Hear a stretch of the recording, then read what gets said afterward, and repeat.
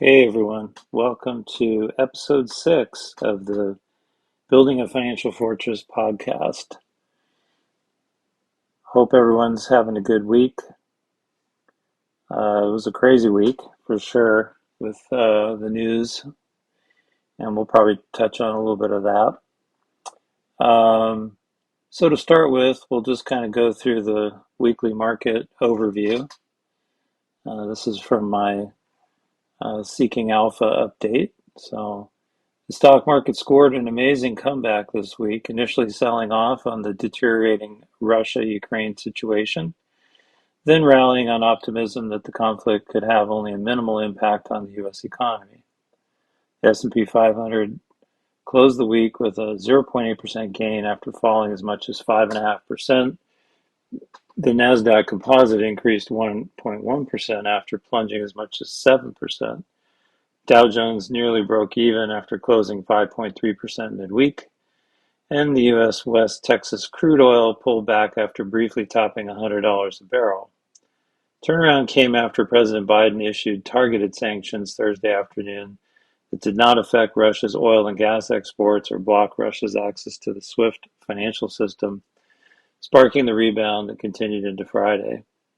At the same time, the shock and uncertainty of a war in Europe could discourage the Federal Reserve from being aggressive about hiking interest rates, which had been weighing on stocks before Russia's invasion. So obviously the big news is the Russia's attack of Ukraine. It's a terrible thing, huge humanitarian crisis, and hopefully it is resolved soon, and hopefully in favor of Ukraine and maintaining their sovereignty.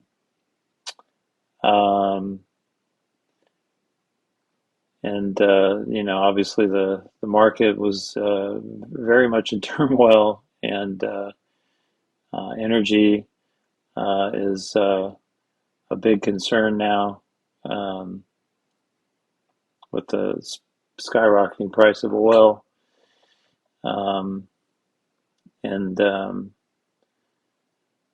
Finally, I guess the Freedom Convoy in Canada finally, I guess, was dismantled, and the Canadian government now is walking back their locking down of private accounts, but I think the damage is already done there, and people are obviously very nervous about that type of action by the government.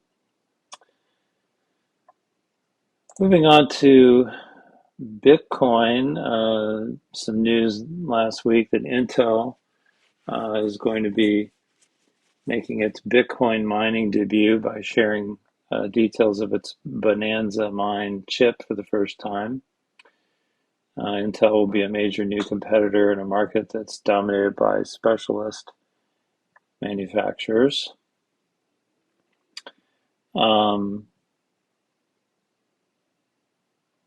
Other than that, there really wasn't a whole lot of Bitcoin news other than the price did plummet as a result of the war, and dropped about 10% for the week.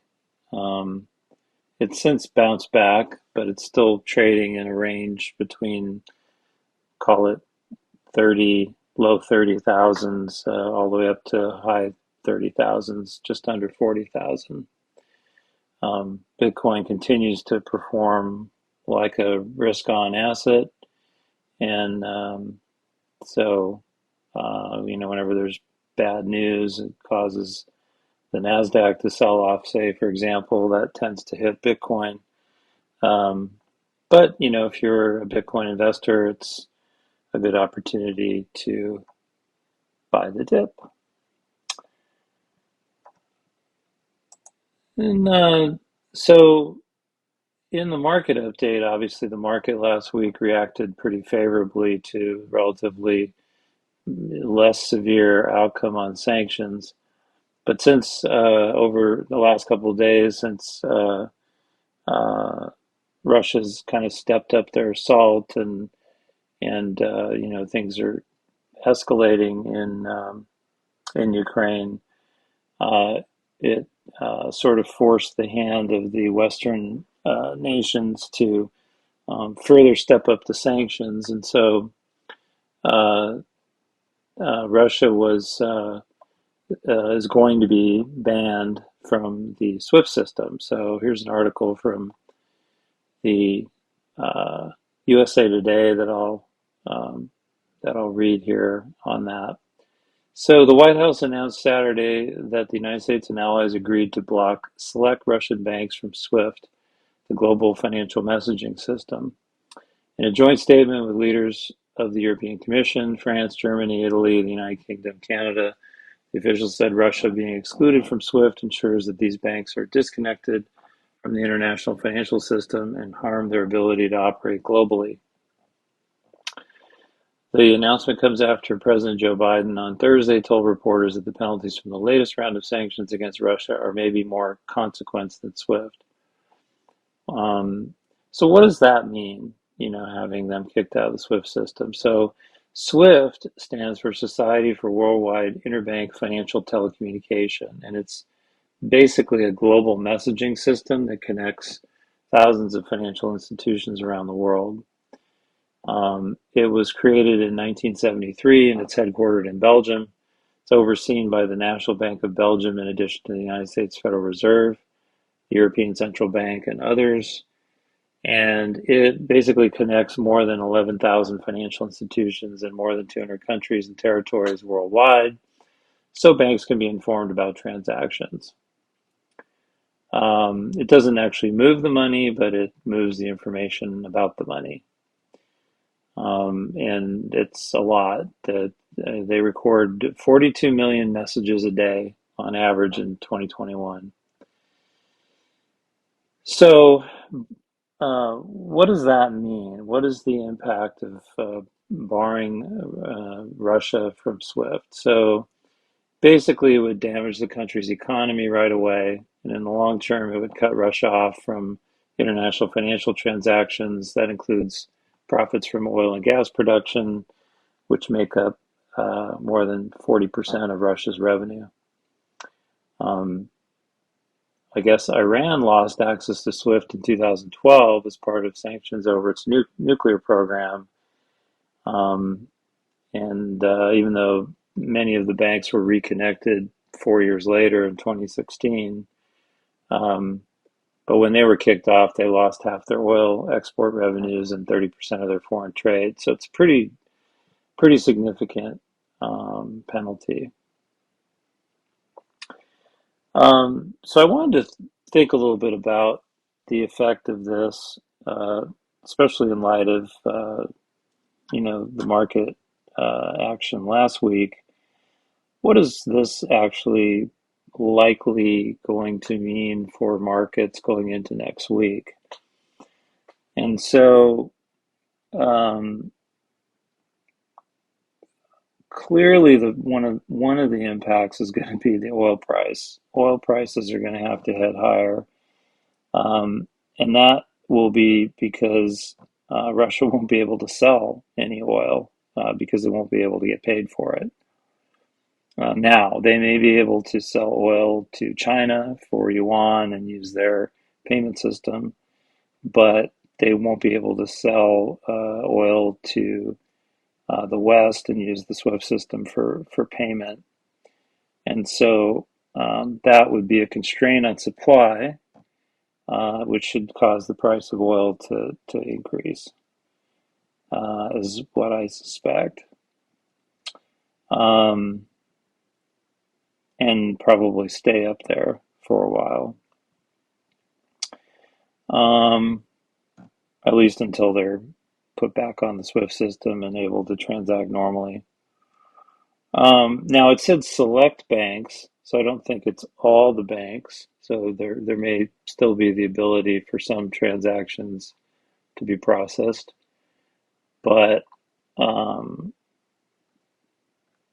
there's been some concern about um, the impact that banning some of the banks would have on um, the ability for the banks to stay in business. So there's some concern that those banks that are kicked off the SWIFT system uh, will not have any liquidity. Um, and then if people run out and try to pull their money out of the bank and essentially run the banks, um, they'll go under. And there's actually been a lot of buzz about that. So um, that could be pretty significant. And also the Russian currency and the stock market both will probably crater on Monday. And there could be a lot of civil unrest as a result of the collapsing currency, the collapsing stock market, and then bank failures on top of that. So not a pretty picture. Uh, there's of course also some concern about conflict, further escalation of the conflict, since you could say Putin's got nothing to lose now, um, but hopefully that's not the case. And then um, there's also been a lot of talk on Twitter about uh, parallel or alternative money transfer systems. So um, China has a system called CIDS that allows for settlement in China's currency. So that would allow, for example, China to pay Russia on that system for oil, and then Russia could turn around and pay China for goods, in yuan, using that system. But that would really only facilitate two-way trade between those two countries and nobody else. Well, I guess if there's other countries that are um, settling in yuan, then perhaps, but that doesn't seem like a great answer. And then cryptocurrency came up, particularly Bitcoin, being able to transact on the Bitcoin network or using other cryptocurrencies as a means of exchange. um, so we'll see what happens with that.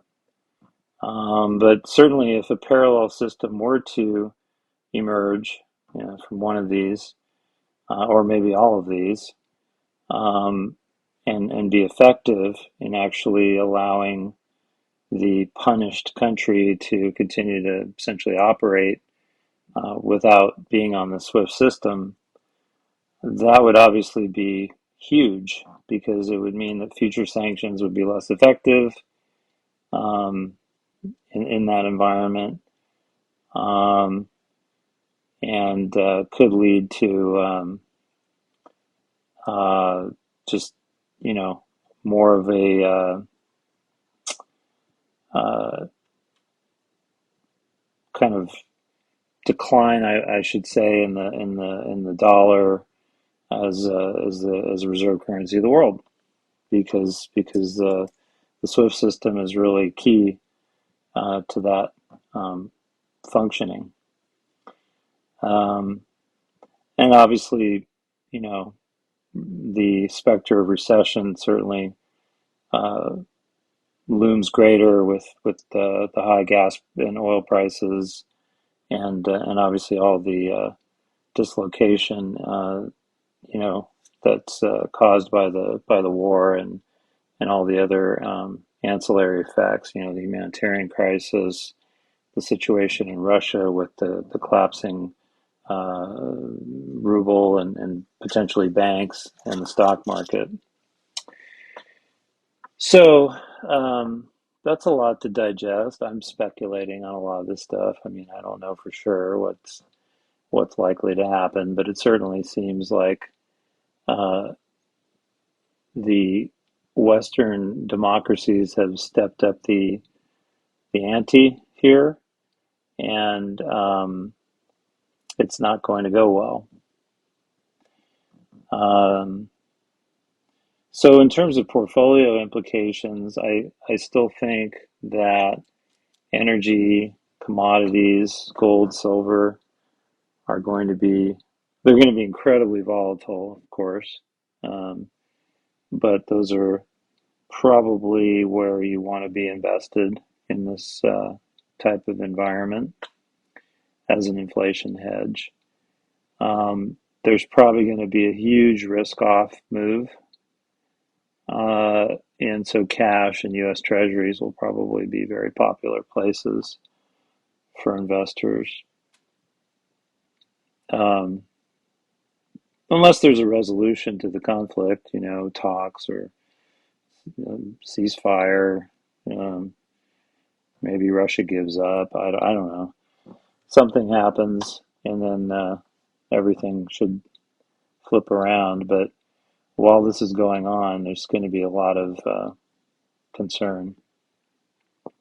I also think Bitcoin's a good place to be, although again, because it tends to behave as a risk-on asset, it's going to probably sell off if the market and the higher risk stuff gets sells off next week. So again, that's probably an opportunity uh, to accumulate on dips.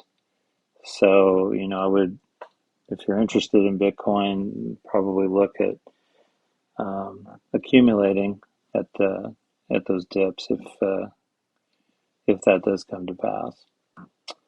Um, Also, I think for this environment, and I've written about this before, talked about it before, um, low beta stocks, stocks that don't really correlate much with the stock market, like utilities, um, consumer staples, look like good places to be. Um, Probably not going to do really well there, but they're not going to lose as much value um, as some of the other sectors. Healthcare also looks really good too, and I've some of the other uh, financial folks on Twitter have been talking about healthcare as a good area to have some allocation to in the current market. And obviously, technology is not on anybody's radar. It's pretty beat up, but and there might be some great opportunities there, but you just don't know how long you're going to have to be sitting on that and whether or not there's more downside, and so it's unless there's something that you're willing to buy and hold for a long time that's at a really attractive value, it probably doesn't make a lot of sense to mess around there. And it's better to probably have a more defensive position with, energy commodities, gold, silver, you know, utilities, consumer staples, healthcare, that sort of materials, that sort of thing. And then, maybe buy some Bitcoin, Grayscale Bitcoin Trust or MicroStrategy, something like that, uh, on a dip. And then, when the market takes off, that should take off along with the rest of the market. We are, everybody in the Bitcoin community is kind of waiting for Bitcoin to, you know, break its correlation with the technology stocks, and it just hasn't happened yet. So maybe someday soon, we'll see. Um, there are a lot of people who think that this disruption in the SWIFT system uh, does open the door for Bitcoin. Um, but again, time will tell um, uh, whether or not it becomes a viable uh, solution uh, for a payment system. I think the potential certainly exists, and and it's definitely a great long-term investment and store of value, um, for sure, in my mind anyway. Um, but again, the price action just scares a lot of people, and I think also the regulatory questions um, that sort of dog the whole cryptocurrency industry, not just Bitcoin. Even though Bitcoin probably has less of an issue in the United States um, currently, doesn't mean it couldn't change.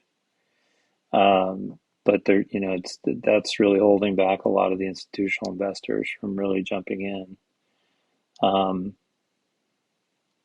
but if it takes off as, you know, the alternative to settling payments, let's say, uh, versus using the SWIFT system, um, then that could, cause a pretty big run in the price and a resumption in the bull market. At least that's what a lot of people in the Bitcoin community are hoping, suspecting, but we'll see. We'll see what happens with that. Anyway, that's about it for this week. Once again, this is not investment advice, just here to entertain and inform. Do your own homework, um, make your own decisions. Um, Hope everyone has a safe week. Be well. The markets are definitely going to be crazy. Hopefully, this conflict resolves itself soon and we can get back to uh, peaceful endeavors. Talk to you later. Bye.